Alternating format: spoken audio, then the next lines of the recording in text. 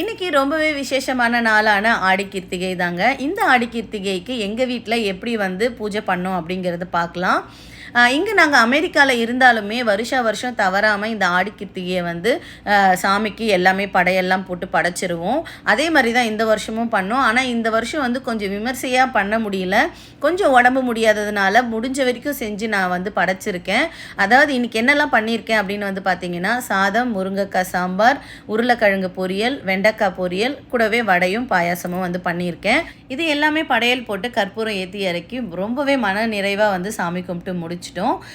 இந்த மாதிரி படைக்கிறதா இருக்கட்டும், அதே மாதிரி சாமி கும்பிட்றது, நல்ல நாள், என்னென்ன படைக்கணும், எப்படி நம்ம நடந்துக்கணும், குளிக்கிறது, காலையில் எழறது, உடல் உழைப்பு, இந்த மாதிரி எல்லா விஷயங்களுமே நம்மளோட முன்னோர்கள் ஒரு காரணத்துக்காக தான் செஞ்சுருக்காங்க. அதாவது ஒரு ஒழுக்கமும் அதே மாதிரி வாழ்க்கையோட முறையும் சொல்லி கொடுக்கறதுக்காக தான் நான் நினைக்கிறேன். நீங்கள் என்ன நினைக்கிறீங்கன்னு சொல்லுங்கள்.